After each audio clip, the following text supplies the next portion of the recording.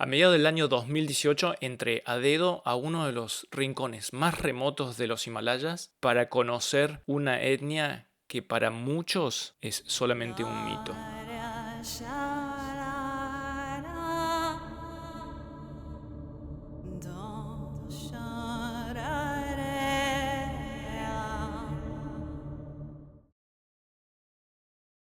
Estoy hablando de los arios, una palabra que hace levantar las cejas con solo escucharse. Esto debido a la mala reputación que se le dio durante la Segunda Guerra Mundial por relacionarlo con el tema de la raza superior y toda esa volada.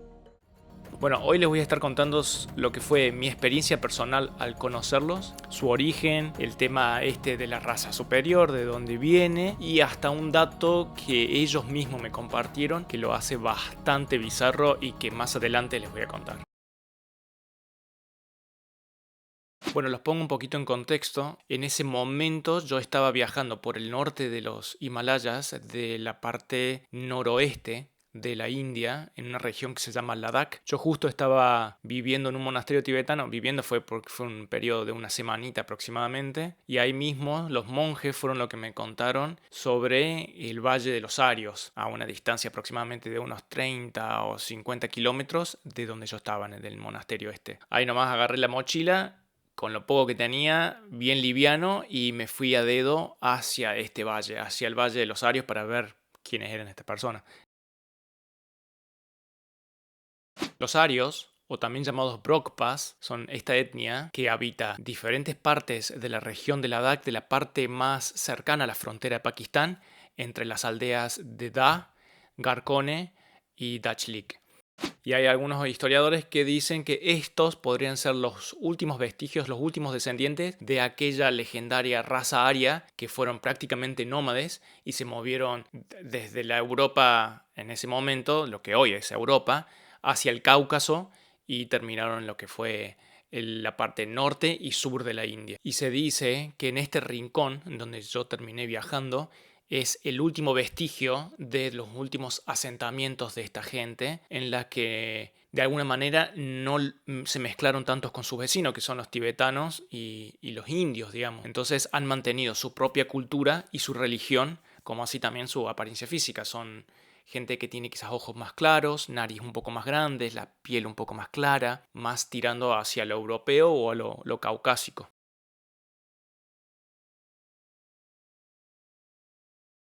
Y bueno, y después está el mal uso que se le dio al término ario y que probablemente vos que estás escuchando es lo que más te resuena a la hora de decir esa palabra, ¿no? Lo que lleva a relacionarlo o asociarlo al tema de la raza superior que los alemanes tanto alardeaban en la época de la Segunda Guerra Mundial. Esto comenzó aproximadamente en el año 1850 con con el escritor francés Arthur de Gobineau, o algo así creo que. Este francés adoptó el término ario del término indo-ario, que era la forma en que se trataba de distinguir las etnias del pasado entre los que eran indo-arios de los que no eran. Entonces, de esa manera se redujo el nombre a ario. Y años después, mucho más adelante, el pintor austríaco, que ya conocemos, Vigotín, lo llevó a todo esto a un nivel más avanzado aún. El tema de la raza superior y la raza legendaria, el origen del hombre fuerte y toda esa bola. Y bueno, y ahí fue cuando se desmadró todo el término de arios. Y bueno, volviendo un poquito a mi historia, mi primera parada fue la aldea de Da, que es la más cercana a donde yo estaba, en el del monasterio. Ahí pasé un par de horitas, no me quedé mucho tiempo. Y esta gente, los locales, los primeros arios con los que me encontré y un poco me invitaron a tomar té y estuve ahí socializando, me contaban que ellos creen ferventemente de que son descendientes de Alejandro Magno, de aquel ejército que se separó del resto de la armada y se quedó en esta zona de los Himalayas y que hoy es una de las pruebas quizás más fuertes a la hora de identificarlos, porque son etnias que no tienen nada que ver ni con los himalayos ni con los indios. Pero a su vez esta teoría que ellos tanto defienden, que dicen que son descendientes de Alejandro Magno, medio como que se contrapone a la otra, a la que les dije antes, porque Alejandro Magno marchó hacia lo que es India hoy en día en el 300 antes de Cristo, y la otra teoría dice que supuestamente esta gente llegó hace unos 4000 años atrás. Entonces como que hay quizás un desfasaje en los tiempos y en las teorías. Pero bueno, lo interesante de todo esto es que los arios están aproximadamente a casi unos 300 kilómetros, unos 260 y pico, de el Valle de los Hunza, que está en Pakistán, del otro lado, también en las montañas. Gente que tiene prácticas muy similares a los arios. Yo había conocido a los Hunza y había estado con ellos un par de meses antes cuando estaba viajando de también por Pakistán. Y lo que yo mismo presencié es eso, que la gente se ve físicamente muy similar, las costumbres son las mismas, el tema de los cultivos, la arquitectura también, que los dos dicen lo mismo, las dos etnias se consideran descendientes de Alejandro Magno. Por lo tanto, da de qué hablar esto, es como que puede llegar a ser algo muy fuerte. Les dejo el video de mi experiencia con los Hunza en la descripción por si la quieren chusmear y ver ahí un poquito también de qué se trata el tema de los Hunza.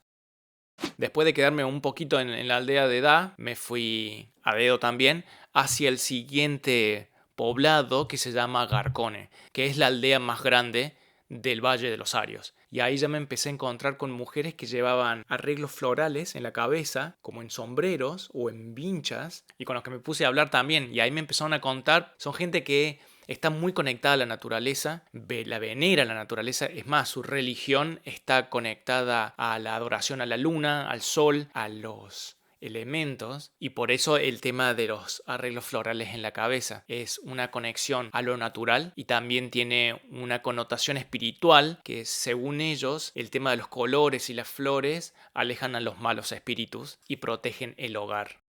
La vida de esta gente se basa principalmente en la agricultura, donde se cultiva cebada, trigo y muchos damascos, que los usan para todo.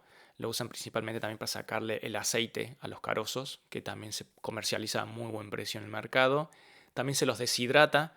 Es muy común ver por estas zonas, como también en la parte del Valle de los Hunza, que se pueden ver los techos de las casas casi totalmente naranjas, donde dejan damascos y también los tomates abiertos para que se deshidraten y puedan durar los meses de invierno, ¿no? También crían ovejas y cabras, que son los únicos animales que se pueden aguantar el frío y la altura de estos lugares tan remotos, pero consumen muy poca carne. Principalmente estos animales son para la producción de leche.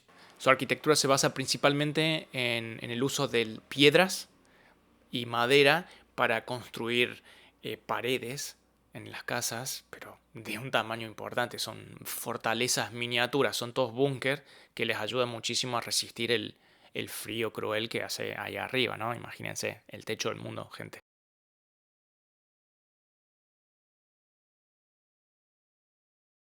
Bueno, hasta ahí la conversación con la gente, con los locales, iba genial, me invitaron a tomar un tecito por acá, otro por allá, a comer, a probar los damascos deshidratados, todo muy buena onda, hasta que me contaron el siguiente dato. Y acá es donde se pone todo esto un poco bizarro. Hay mujeres, principalmente de Europa, que viajan a esta zona de la DAC, van al Valle de los Arios, entran en contacto con los hombres de la aldea, van a los hombres más saludables, quizás más jóvenes, y a cambio de ahí un billetín y de ahí un arreglo económico, estas mujeres pasan una noche con estos hombres para quedar embarazadas. Sí, hay gente que todavía cree que los arios del Valle de los Arios, o los Brukpas, como ellos se conocen, son los legendarios descendientes de aquella raza aria de la que tanto se habló en libros de historia y que los alemanes la inflaron y todo esto. También muchos piensan que son los descendientes de Alejandro Magno, de aquella civilización fuerte, pura y que no ha sido contaminada por otras etnias que han vivido de esta manera tan herméticos en el medio de los Himalayas que piensan que tienen, bueno, esto, ¿no? Todo lo que se habla. Bueno, y una vez que se confirma el embarazo, estas mujeres, bueno, pingan el campeón y se van de vuelta por donde vinieron, sea Europa, Estados Unidos, donde sea, solas. Me puse a hacer un poquito de investigación sobre esto que me pareció como muy loco. Y sí, hay un turismo de embarazo que hay. Como hay turismo aventura, hay turismo sexual también en muchas partes del sudeste asiático. Bueno, también hay un turismo del embarazo.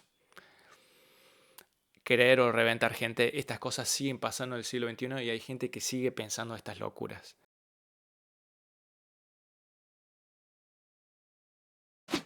Bueno, ¿cuál es la realidad hoy de los arios o de los Prukpas en esta parte del Valle de los Arios? Está un poquito complicada la cosa. Primero es la pérdida de las tradiciones y sus costumbres. Bueno, muchos jóvenes están empezando a dejar estas aldeas para ir a las ciudades más grandes, tener otro tipo de educación o trabajos, y esto está empezando a complicar la transmisión de las costumbres a las nuevas generaciones. Otro revés para esta gente ha sido el tema de los matrimonios endogámicos.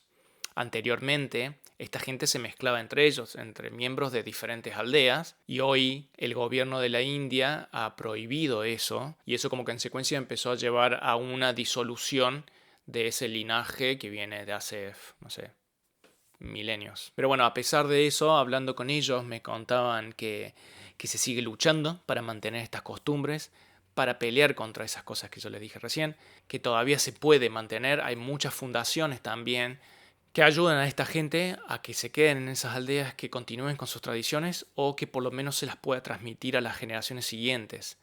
Las cosas no van a ser las mismas, obviamente, porque todo cambia, pero por lo menos mantenerlo lo máximo que se pueda y que se vaya adaptando también al mundo moderno, ¿no? Porque tampoco se puede escapar de eso. Hoy la globalización está en todas partes y como yo llegué ahí, hay millones de otras personas que también lo pueden hacer. Y aunque no lo crea, todos afectamos un poquito la presencia de cualquier tipo de viajero en esta gente. Pero bueno, me alegro que por lo menos ustedes hayan podido conocer un poquito de toda esta gente. Espero que les haya gustado esta otra historia de mis andanzas por el mundo. Gracias y nos vemos en el próximo video.